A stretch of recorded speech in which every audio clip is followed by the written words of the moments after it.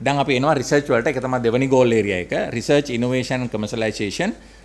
මේ ගැන සෑහෙන කරුණු ප්‍රමාණයක් අපි ඔයගොල්ලෝ කිව්වා. ඊට සමානව කරුණු ගණනාවක් අපි ඉදිරිපත් කරලා තියෙනවා. විශේෂයෙන්ම අපි යෝජනා කරනවා අර ප්‍රාථමික මට්ටමේ ඉගැන්වීම සඳහා උමනා කරන රිසර්ච් වලින් ඔබට ගියපු ඉනොවටිව් මේ රටේ ඉකොනොමි එකට වැදගත් වෙන සහ අන්තිමට කමර්ෂියලයිස් කරන්න පුළුවන් මේ වැඩපිළිවෙලක් සඳහා රිසර්ච් කරන්න සහ ග්‍රාන්ට්ස් දෙන්න ක්‍රමයක් හැදෙන්න ඕන කියන එක විශේෂයෙන්ම directly linked with country's vision and economic policy.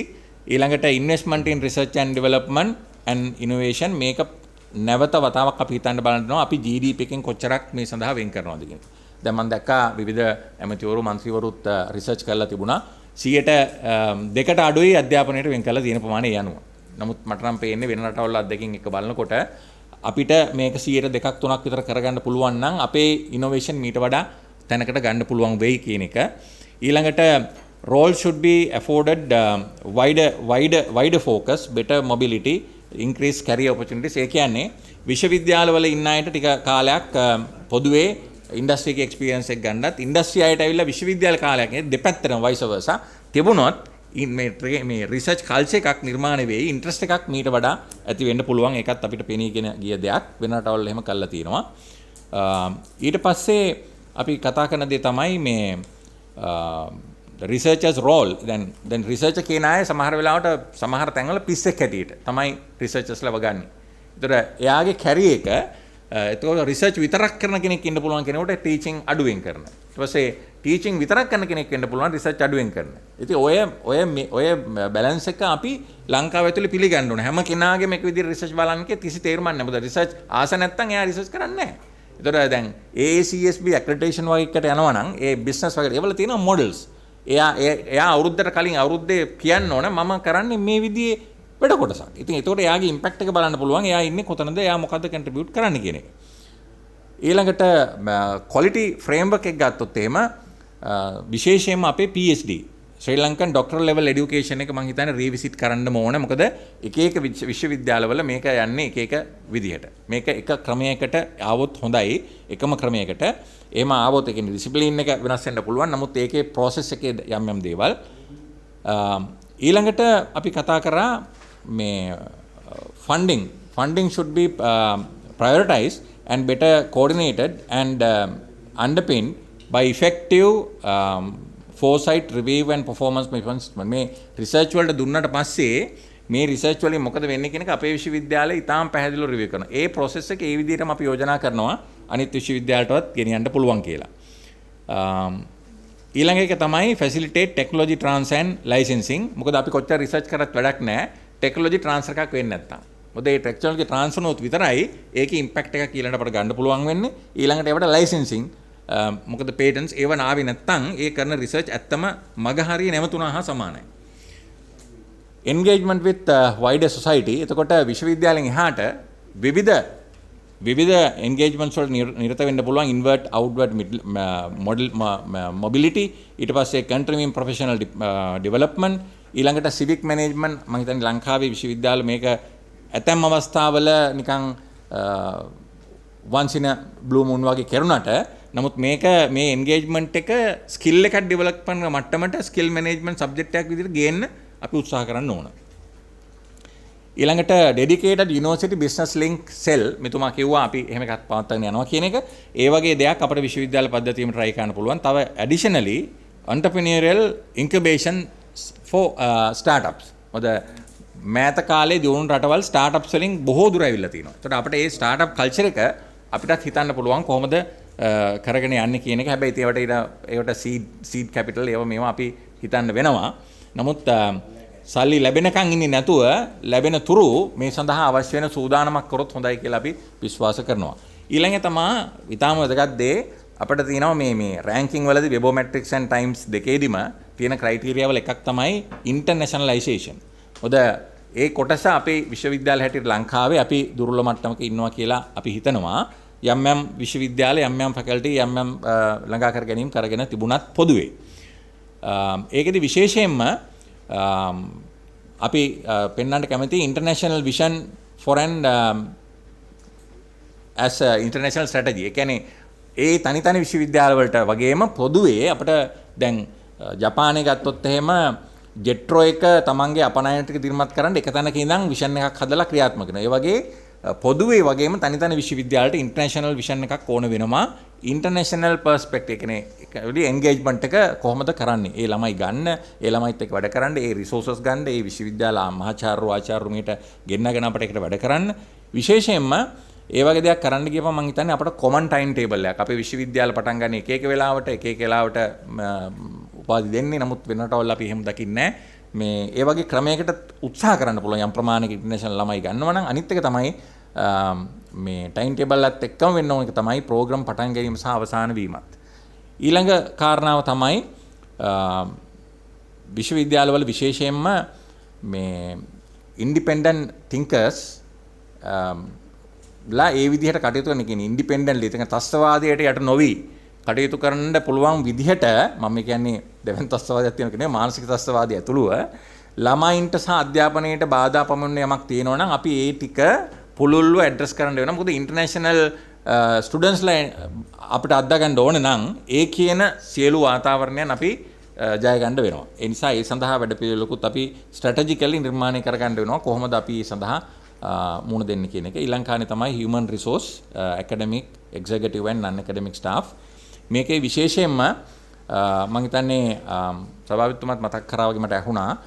ඒ කියන්නේ අපිට දැන් තත්ත්වයක් තියෙනවා අපේ UGC chairman කියපු විදිහට අපිට 50% තමයි වමනා කරන කාර්ය මණ්ඩලෙ ඉන්නේ මේ ඇකඩමිස්ලා ගත්තොත් එහෙම. දැන් මේ වගේ වෙලාවකදී අපිට අපේ emeritus professorsලා ඒ වගේම ප්‍රඥාව ඉන්නවා තාමත් මේ ඉම්පැක්ට්ෆුල් රිසර්ච් කරපු ටීචින් හොඳ තාමත් ජව සම්පන්න යමක් කරන්න පුළුවන් අය ඒ අයගේ සහභාගීත්වය ගන්න පුළුවන් ආකාරයට වැඩපිළිවෙලක් සකස් කර ගන්න පුළුවන් ට්‍රැක් රෙකෝඩ් එකක් තියෙන අයත් එක්ක ඒ වගේම ඉන්න අයත් තියාගන්න රඳව ගන්න යම්කිසි ආකාරයක වැඩපිළිවෙලක් අපි නිර්මාණය කරොත් මේ ඉන්න ටික යන එක හරි නවත්තා ගන්න අපිට පුළුවන් වෙයි. ඊළඟ කාරණේ හැටියට මේ quality assurance of academics කියන එක අපි මෙහිදී විශේෂයෙන් මතක් කරන්න කැමතියි. ඊළඟට අපේ විශ්වවිද්‍යාලයේ තියෙන ලොකු අඩුවක් තමයි මම හිතන්නේ මේ මැනේජ්මන්ට් සර්විස් එකෙන් එහෙම අදාළ තනතුරු දෙනකොට ඒ කියන නංගන් සහිත ඒවට තමයි දෙන්න පුළුවන්. එතනින් එහාට යන්න බෑ. මොකද හේතුව සමහරවිට නම වෙනස් හින්දා කරන්න බෑ. ඒ නිසා ඒ ශේෂ්ත්‍ර වලට ගැලපෙන නම් වලට අදාළ කාඩර්ස් ගැනීමේ ෆ්ලෙක්සිබල් ඒ කියන්නේ ප්‍රොෆෙෂනල් ඒ කියන්නේ හොඳ සමාගමක තියෙන නම් වගේ මොකක් හරි ක්‍රමයකට අපි එන්න වෙනවා රටක් හැටියට රාජ්‍ය පෞද්ගලික ભેදයක් නැතුව. එතකොට ඕන වෙලාවක පෞද්ගලික අංශය කෙනෙකුට මෙහෙට එන්නත් පුළුවන්, මෙහෙ ඉන්න කෙනෙකුට රාජ්‍ය පෞද්ගලික අංශයන් පුළුවන්. ඒක පැරලල්. ඒ වගේ ක්‍රමයකට අඳුනා ගැනීමේ ක්‍රමයක් එක්ක කාඩර්ස් ඇති කරන ක්‍රමයක් ආවොත් හොඳයි කියලා අපි විශ්වාස කරනවා. ඊළඟට governance system and universities මම හිතන්නේ ඒක නම් දීර්ඝ වශයෙන් මිනිස්ට්‍රි එක සහ UGC එක බලයි සහ මේ හොයයි කියන එක. නමුත් අපි සුළු කරුණු කීපයක් අපි මේ අවධානය යොමු කරලා තියෙනවා. මේ individual universities as autonomous entities should be held accountable for their performance. ඒක පැහැදිලිවම එන්න වෙන අපි උදාහරණ දැක්ක පහුගිය දවස්වල මේ මෙතනදිත් වෙච්ච දේවල් මම හිතන්නේ ඒවා ශෝචනීය තත්ත්වයන් ඒක කොහොමද කරගන්නේ කියලා අපි මෙතන දක්වලා තියෙනවා. වෙලා යන හින්දා මම ඒ කොටස ස්කිප් කරනවා. governance structure should be reformed. සමහර තැන් reforms වෙන්න ඕන කියන එකත් අපි මේකේ පෙන්නලා දීලා තියෙනවා. ඊළඟට integrated framework governance වලින් එහාට ඒ කියන්නේ ඉහළ ඉඳන් මම තමයි මේක තියෙන්නේ අපේ professional team එක කරන වැඩ කොටස. ඊට අදාළව විශේෂයෙන්ම a sound framework should be formulated to facilitate system wide collaboration between diverse institutions. ඒතර අපිට සියලු දෙනාත් එක්ක සහයෝගීව කටයුතු කරන්න සහ branches එක්ක කටයුතු කරන්න හොඳ ක්‍රමවේදයක් ඇති කරගන්න උවමනා වෙනවා. ඒ වගේම higher education institutes in the technology sector විශේෂයෙන්ම technology sector should commence a process of evolution and consolidation. ඉතින් අපිට සමහර තැන්වල තියෙනවා isolate වෙලා පොඩි ඒවා. ඒතර විශ්වවිද්‍යාල පද්ධතිය හැටියට ගත්තාම සමහරේ අපිට එක තැනක powerful එකක් හදන්න පුළුවන්. අන්න ඒ වගේ දේවල් ගැන අපිට අවධානය යොමු කරන්න පුළුවන් වෙයි විශාල වශයෙන්. ඒ වගේම smaller institutions should be consolidated to promote coherence and critical mass. එතකොට අපිට පුළුවන් වෙයි තනි අය corners වල fight කරනවට වඩා එක තැනකට එකතු වුණොත් ඊට වඩා impactful දෙයක් කරන්න පුළුවන් වෙයි කියලා අපි හිතනවා. ඒකයි මේ වගේ අර සමාහාර සැලැස්මක් හදද්දී තියෙන chance එක කියලාත් අපි හිතනවා. ඒ කියන්නේ synergy නිර්මාණය කරගන්න පුළුවන් වෙනවා. Sustainable and equitable funding model අපිට තියෙන ලොකුම challenge එකත් මේක. මේ සම්බන්ධයෙන් අපි හිතනවා හැමදාම අපට ගවර්න්මන්ට් බජට් එකේ ඉන්න බැරි වෙයි. නමුත් යම් කාලයක් ගවර්න්මන්ට් බජට් එකේ අපට උවමනා වෙයි current employment contract for academic staff must be reviewed. ඒ කියලා බලන්න වෙයි. ඒගොල්ලන්ට යම් ප්‍රමාණයකට මේ තියෙන ක්‍රමයට වැටුප් සහ එතනින් එහාට performance උඩ යම් ක්‍රමයක්. ඒ කියන්නේ ස්තර දෙකකින් තමන්ගේ evolutions නේද? ඒ ලබා ගැනීමේ වැඩපිළිවෙලක් නිර්මාණය වෙනවා නම් ඊළඟට progressively take and greater responsibility for key human resource functions. ඒකත් අපි විස්තර කරලා තියෙනවා දිගින් දිගටම. ඒ වගේම higher education institutes and universities must adopt a social, beneficial and financially viable self sustainable model. ඉතින් ඒක අපි දැන් ඉඳන් ඒගොල්ලන්ට කියන්න ඕනේ කොයි කාලේ වෙනකොට එහෙම self sustain වෙන්න පුළුවන්ද? එහෙම කරන්න හැකියාවක් තියෙනවද? කොච්චරක් දුරටද? ඒ වගේ plan එකක් දැන් ඉඳන් හිතන්න. ඒ කියන්නේ එකපාරට මේක කරන්න බැරි වෙයි. මොකද අපි සෑහෙන්න dependent මිනිස්සු ටිකක් මේක ඒ වගේ තැනකට අවුරුදු ගානකදී යන්න වෙනවා. ඒකට මොනවද තියෙන අපේ strategies? ඒක ගැන සාකච්ඡා කරලා වැඩපිළිවෙලකට එන්න කියන්න පුළුවන්. ඊළඟට free education එක අපි අගය කරනවා වගේම local students ලට ඒ වගේම අපි යම් ප්‍රමාණයක ක්‍රමයක් අද්දවා ගන්න බලන්න ඕනේ international students ලා. මොකද අපේ financial model එක sustainable විදිහට තියාගන්න නම් අපිට විශාල ප්‍රමාණයක හැකියාව තියෙනවා සහ programs තියෙනවා. අපි ක්‍රමයක් හදාගන්න වෙනවා. සුළු කාරණා කීපයක් තමයි ඒ කියන්නේ මේ මිනිස්සුන්ට ආවොත් නවතින්න. international student කෙනෙක් එයාගේ connectivity එක තියාගන්න.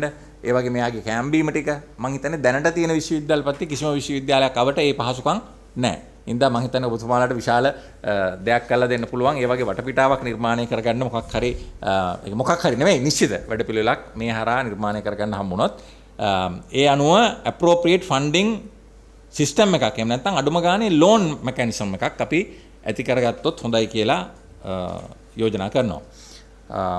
ඊළඟට මේ equitable fund එකේදී the growth of higher education must be sustainable and resource with an appropriate funding base. තර මේකට අපිට සමහර වෙලාවට පුළුවන් වෙයි ආණ්ඩුවෙන් අපි යොදා ගන්න සෑහෙන මුදල් ප්‍රමාණයක් ඊළඟට වෙන ෆන්ඩින් වලට ගන්න පුළුවන් ෆන්ඩින් සනා විශාල කෙනෙක් එක් ෆන්ඩ් එකක් හෝ යුනිවර්සිටිස් 14 ෆන්ඩ්ස් 17ක් හෝ වෙන කෙනෙකුට කන්ට්‍රිබියුට් කරන්න කම. ඒක ටැක්ස් එකත් එක්ක සම්බන්ධ කරලා වැඩපිළිවෙලක් හදන්න පුළුවන් නේෂන් වයිඩ්. ඒ වගේම ඒක කරන්න පුළුවන් මේ සමාජයට වෙනත් රටක ඉන්න කෙනෙකුට ආධාර කරන්න පුළුවන් වෙන විදිහට. එතකොට අපේ ඩයස්පොරා තියෙනවා නම් ඒ වගේ කෙනෙකුට ඒ වගේ තැන්වලදී ඒකට උදව් කරන්න පුළුවන්. දැන් මම මේ කියන අපි කණ්ඩායමක් හැටියට ඉදිරිපත් කරන දේ එසේම විය යුතුයි කියන එක නෙමෙයි කියන්නේ. අපි කියන්නේ possibilities තියෙන තැන් ටික. ඉතින් මේ ටික අර national team එක සාකච්ඡා කරලා හොඳ ටික අරගෙන අනිත් ටික ඉවත් කරන්න හැකියාව ඕන තරම් තියෙනවා. එතකොට මේ proposed strategy එකෙන් අපි කියපු ප්‍රධාන areas 12ම අපි cover කරා. මේ 12 ඉදිරියට යනකොට actions wise මොකද්ද කරන්න ඕන කියන එක අපි සාකච්ඡා කරලා හැදුවා. මේ වගේ ડોකියුමන්ට් එකක් මම ඒක නම් මේ පැහැදිලි කරන්න වෙලාව නැති වෙයි.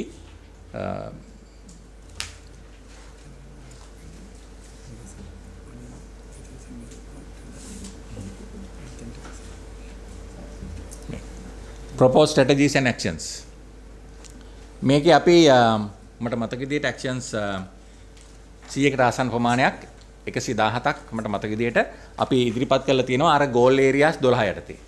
ඒවා හැම එකක්ම ඉදිරිපත් කරනකොට අපි ඉස්සලා 171ක් අපි ගත්තා අඳුරගත්තා විශාල ප්‍රශ්න හැටියට තියෙන areas. ඒතර ඒ 171 අපි ගොනු කරා ඊට පස්සේ අර අපි කියපු goal areas 12ට. ඒ අනුව තමයි අපි මේ එක එකක් නිර්මාණය කරේ proposed strategies and actions. මෙතන තියෙනවා 111ක්. goal area එක යටතේ තමුන්නාන්සලා එක රිෆර් කරලා බලයි කියලා අපි විශ්වාස කරනවා. ඊළඟට අපි ගත්ත දේ තමයි අපි හොයාගත්ත කාරණේ අපේ කණ්ඩායම විවිධ පාර්ශවයන් එක්ක සාකච්ඡා කළා සහ ඒගොල්ලෝ කරපු representations අනුව identification of issues. ඒකත් අර විදිහමයි අපි issues අඳුරගෙන තියෙනවා 117ක් 171 කියන්නේ 117ක්. ඒ 117ත් ලයිස්ට්ුවක් විදිහට නිර්මාණය කරලා තියෙනවා. ඒකත් අරගෙන බලන්න පුළුවන්. මේ අපිට ලැබුණ සීමිත කාලය ඇතුළත ගොනු කරපුවා. සියලු ප්‍රශ්න නෙවෙයි. සාම්පල් එකක් විදිහට. මේ අනුව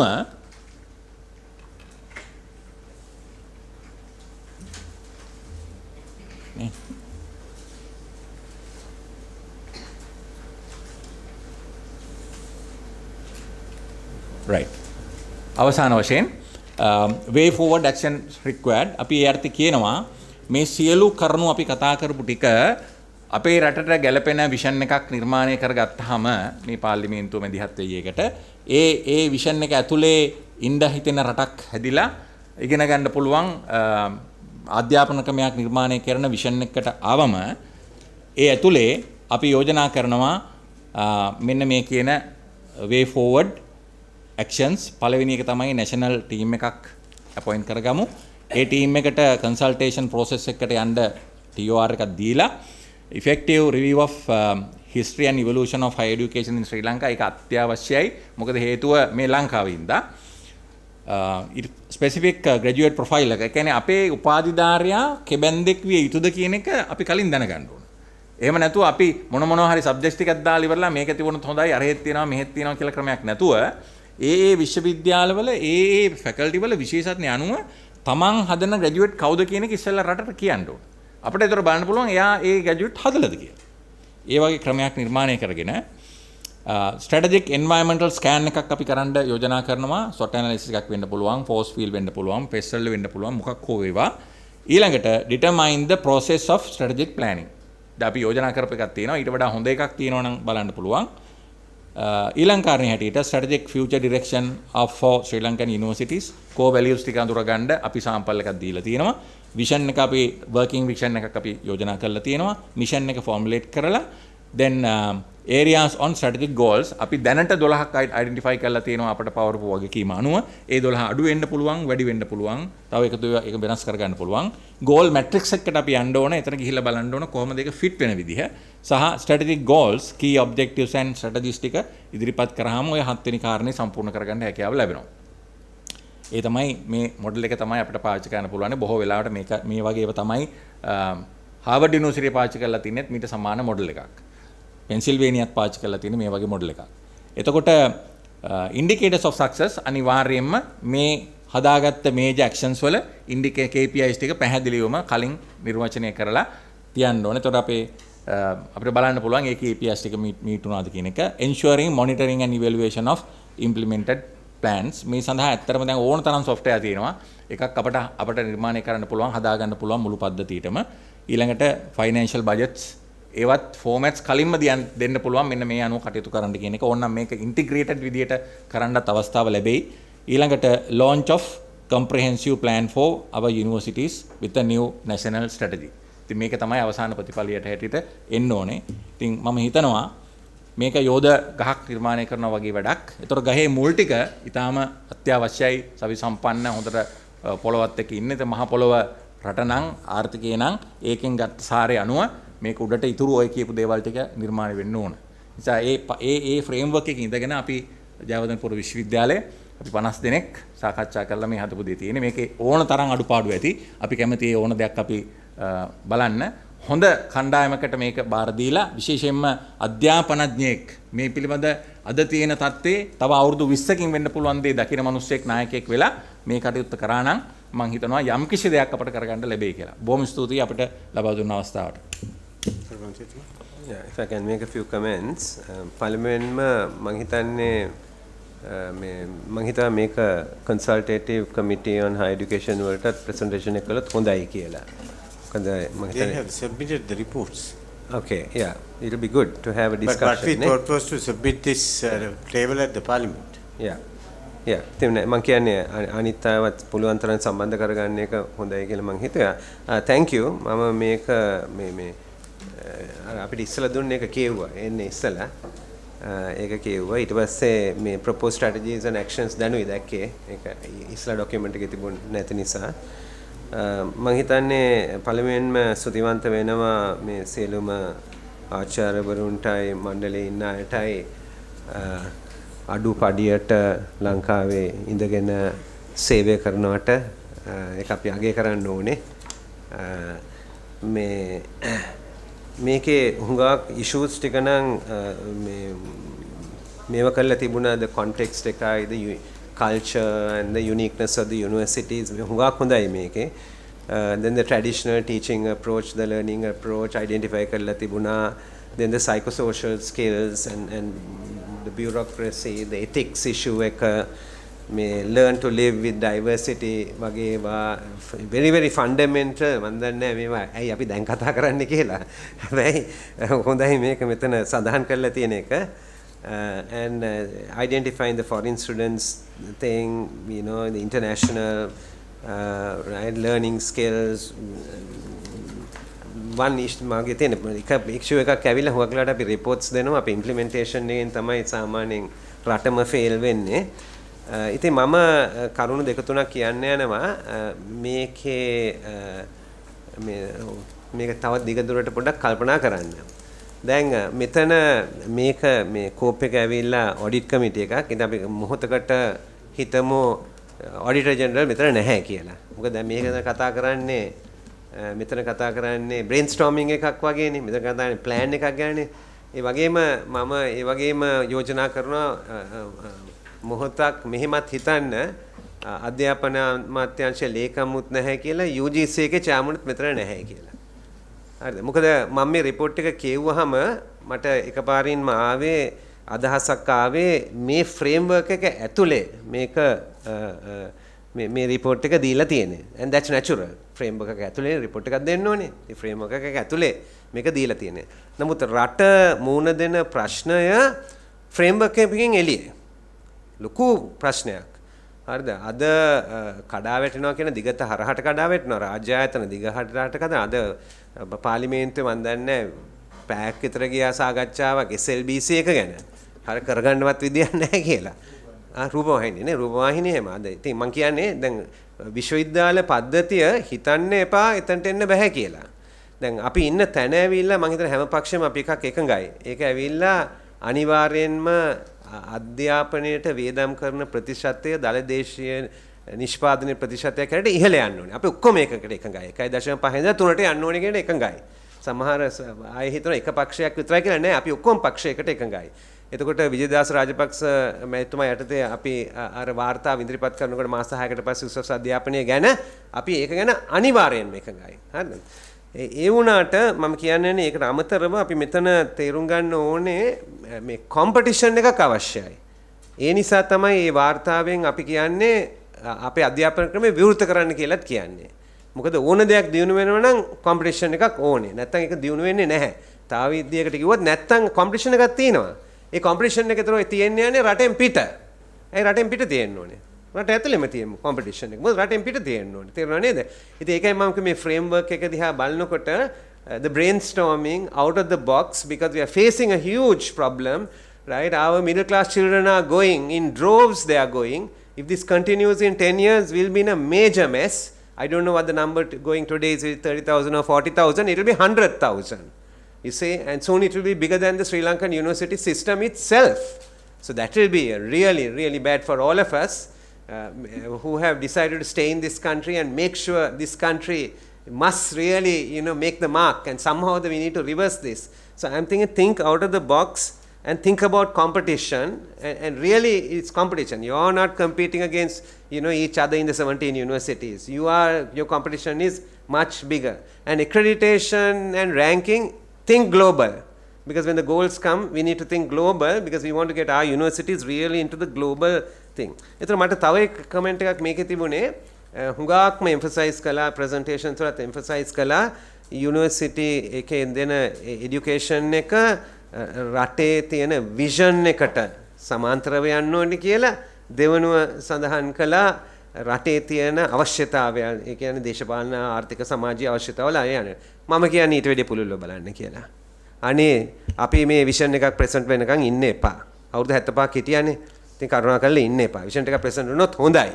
මම හිතන්නේ අපි මේක අතට ගන්න ඕනේ කියලා මම කියන්නේ ඕගලන් අතට ගන්න ඕනේ කියලා කියන්නේ. නැත්නම් අපි හැමතිස්සෙම උඩින් පහළට වැටේ කියලා වගේ අදහසක් අපේ රටේ තියෙනවා. ඉතින් මම කියන්නේ think wider. Don't think about අපේ විෂන් එක. අනික් එක ඇවිල්ලා don't think top down. A top down කියලා කිව්වේ මේක මිනිස්ට්‍රි එකෙන් UGC එකෙන් මෙහෙම කරන්න ඕනේ කියලා. අපේ මෙතන එක මාතෘකාවක් ආවා. University should be independent කියන මාතෘකාව ආවනේ ඔක්කොම පිළිගන්නවා. So if they are going to be independent, this is why I'm suggesting these things so that as the 50 of you go forward, make a brainstorm කරගෙන යනකොට think radically. right? The independence. So independence එක දිහා බලනකොට think of empowering the student. Now we are thinking of the national economy, national needs, this, that. I am all for national economy. I am all for national needs. I am for it.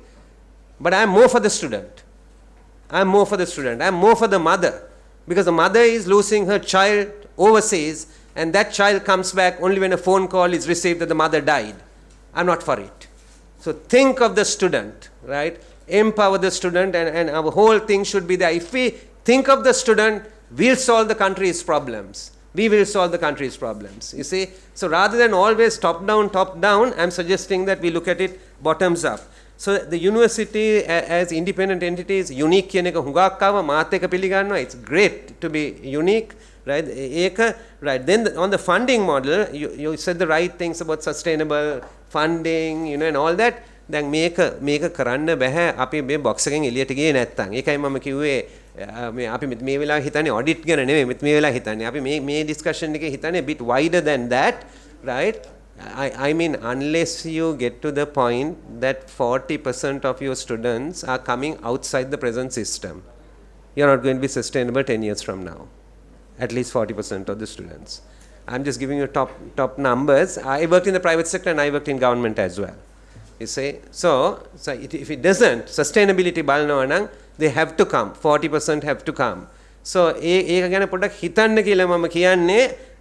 There are lots of details. You have hundreds of suggestions, which, as I said, we couldn't read, but I glanced through the financial ones very, very quickly, and you had 31 other proposals there, right? Some of which I read before I came because we got the handbook into our hands. The Mankyani on the funding model, look outside so that you are not going to be dependent. As far as possible, you are going to be generating. When the 1.5 goes to 3, that's only going to be 60% of all your expenses. 40% should still come from up. Otherwise, we are not going to be competitive. Well, by the time Sri Lanka goes up, the rest of the world is also going up anyway, government-wise. So what you can generate from outside is only really going to get you there. Then I like what Sri Jayawardenepura University Chancellor said about the research manual and the council and all is very good, very good. But allocation of funding, he talked about 98% utilization in the presentation and all, excellent. I'm saying is, then go the other route as well, generating from industry.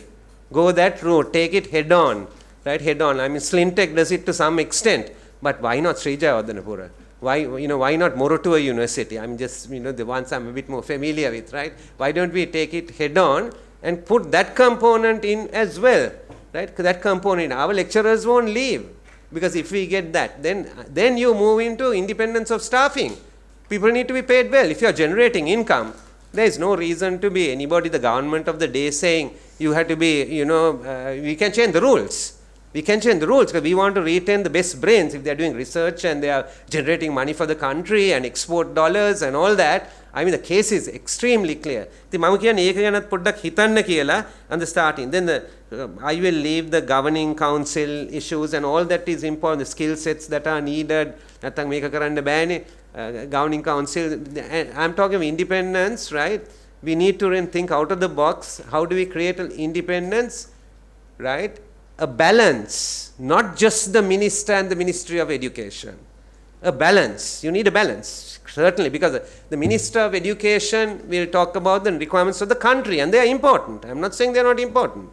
They are important, but we need a balance, right? If you look at all the international universities everywhere around the world, and you all have either got your PhDs there, or you all have got a master's, or you all have gone for courses, or whatever, that they are not only looking at the country's needs, they are looking at the industry's needs, because it's a bottoms up as well, not a top down only. Top down is, I will say, the garments industry is necessary. Next president will come and say another industry is necessary. No, bottoms up is different. They will come and say, there is a market somewhere, they are going to do it, they need the research done. So I'm just encouraging you, a very good report, this is a very good report, but I'm just basically moving the borders of the report and saying, let's go outside it. The strategic planning was also very important, and you said some of that and the terms on how we get. So I thought I'd just make these few quick comments because I think we can take this to the next level. Thank you. මං හිතන්නේ මේක ආරම්භයක් විතරයි. අපි ඔබතුමන්ලගේ මේ වාර්තාව කියවල බැලුවා. ඒකේ හොඳ ආරම්භයක් සමස්ත විශ්වවිද්‍යාල පද්ධතියටම යමක් ඉගෙන ගන්න පුළුවන්කම තියෙනවා. ඇත්තටම අපේ උත්සාහය වුණේ to make the universities are independent. Now, if you take, for example, Colombo University depends on 32% of their recurrent expenditure by utilizing earned money. If I'm wrong, correct me. They earn a lot. That's what yesterday the Vice Chancellor said. මං හිතන්නේ ජයවර්ධනපුර විශ්වවිද්‍යාලය ඊට වඩා වැඩි මුදලක් උපයනවා ඇති. තියෙන ප්‍රශ්නේ තමයි ගරු මන්ත්‍රීතුමා තාම මේ නිදහස ලැබිලා නැහැ විශ්වවිද්‍යාලවලට ඒ ඉපෙයිම් කරන්නත් Tamanට අවශ්‍ය දිශාවට විශ්වවිද්‍යාලය කැඳවගෙන යන්නත්.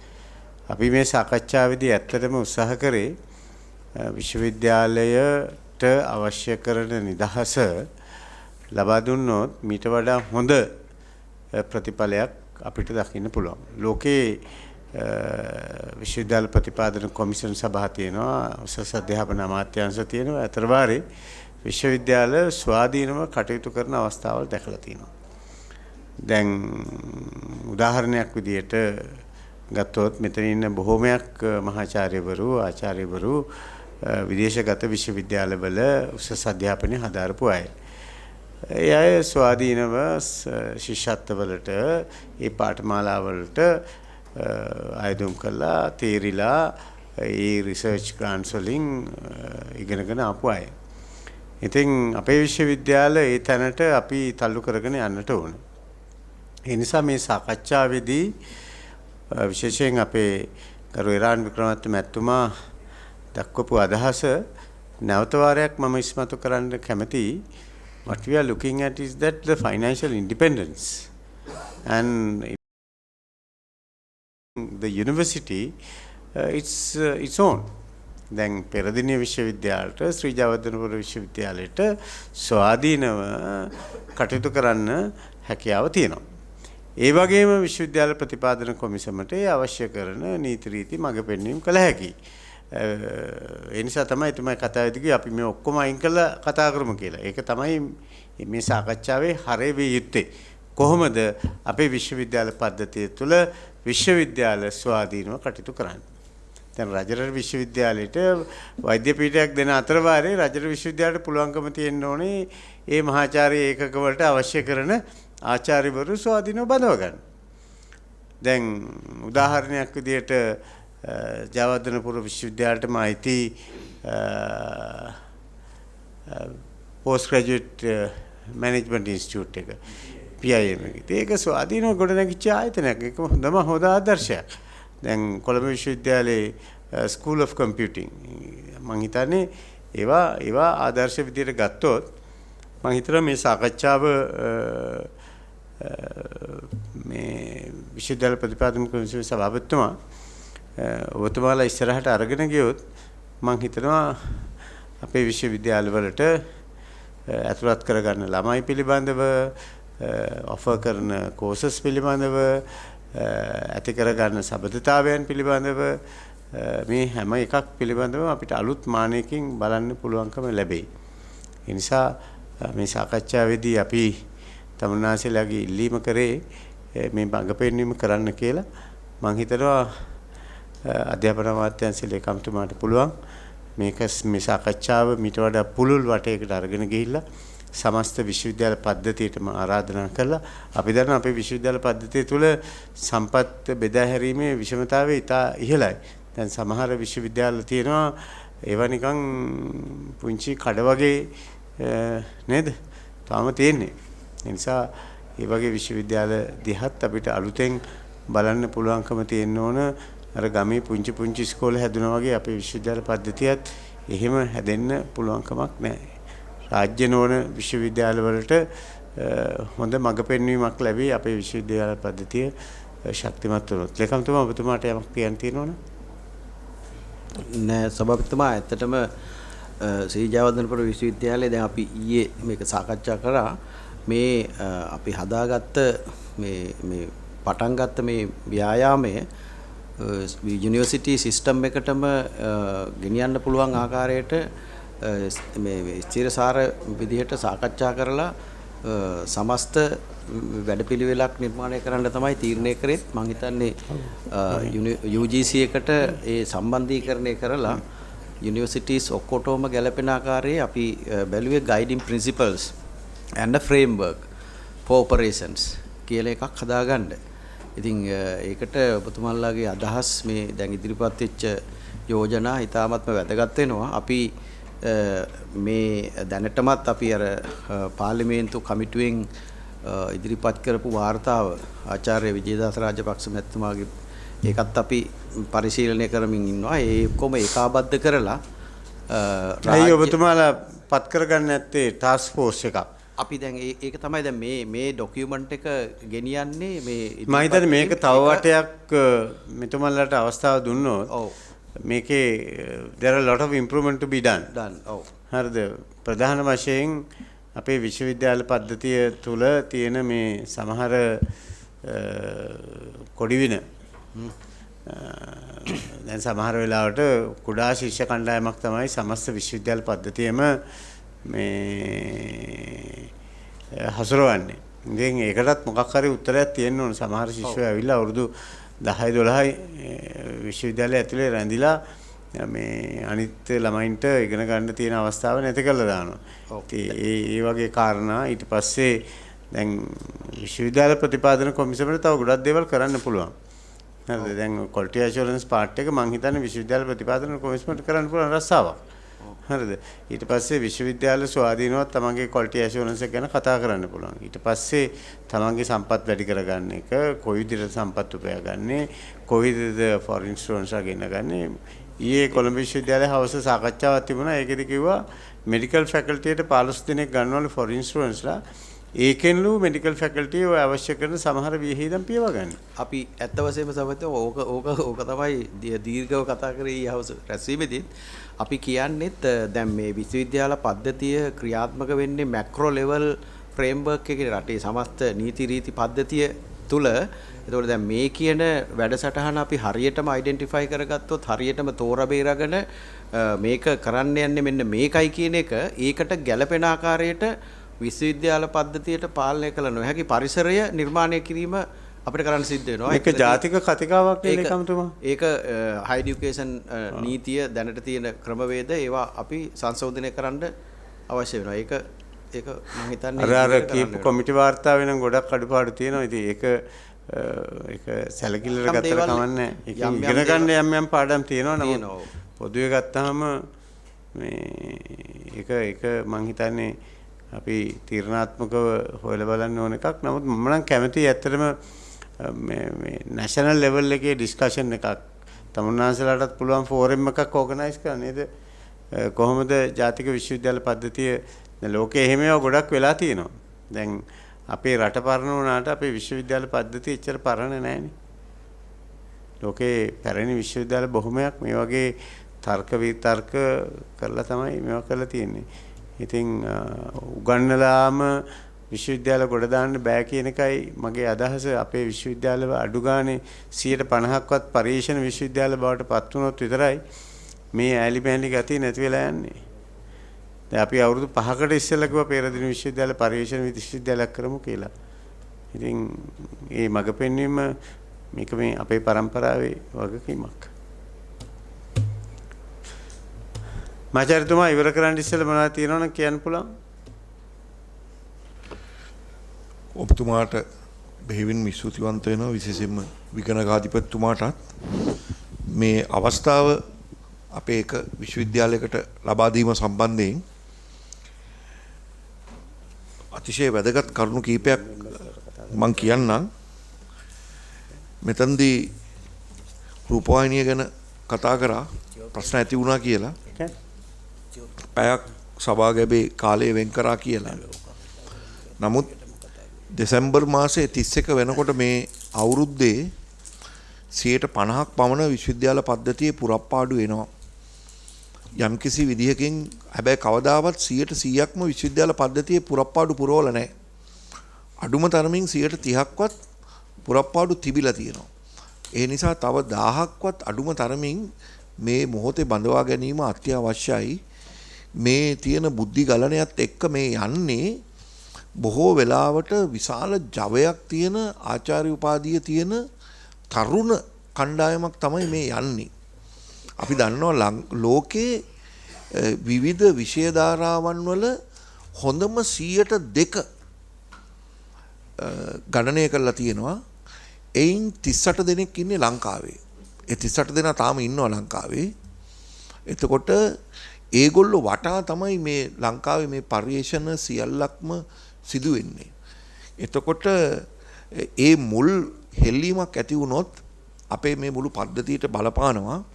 මේ තියෙන නියඟේ බලපාලා තියෙන විශ්වවිද්‍යාල වලට මේ අද නිකුත් වුණ වෙබෝමෙට්‍රික්ස් රෑන්කින් වල අපේ පළවෙනි විශ්වවිද්‍යාල පහම පසට ඇවිල්ලා තියෙනවා. ඒ කියන්නේ මේක දැනිලා තියෙනවා. මම උදාහරණයක් හැටියට කිව්වොත් මීට මාස 6කට කලින් කොළඹ විශ්වවිද්‍යාලයේ හිටියේ 1470. අද වෙනකොට 1488ට ඇවිල්ලා තියෙනවා. මේක සුළු පසුබෑමක් වුණත් මේක අපිට සුළුවෙන් තකන්න බෑ. පෙරදිනී විශ්වවිද්‍යාලයේ 1867 ඉඳලා 1979ට පසුබෑලා තියෙනවා. ජයවර්ධනපුර විශ්වවිද්‍යාලය 1927 හිටියේ. අද 2044ට ඇවිල්ලා තියෙනවා. රුහුණ විශ්වවිද්‍යාලය 2320 ඉඳලා 2535ට අද ආවා. එතකොට මොරටු විශ්වවිද්‍යාලයේ 2204 ඉඳලා 2554ට ආවා. ඒ නිසා මේකට මේ දක්වපු සැලකිල්ලට ගොඩක් ස්තුතිවන්ත වෙනවා මම සභාපති වශයෙන් මහාචාර්යවරයෙක් වශයෙන් ඔබතුමාට විශේෂයෙන් විගණකාධිපතිතුමාටත් අපිට යම්කිසි කතිකාවතක් මෙතන ඇති කරලා දුන්න එක සම්බන්ධව මේ සම්බන්ධයෙන් විශේෂ සැලකිල්ලක් දක්වන්න ඉල්ලීමක් කරනවා මේ කෝප් කමිටුවෙන්.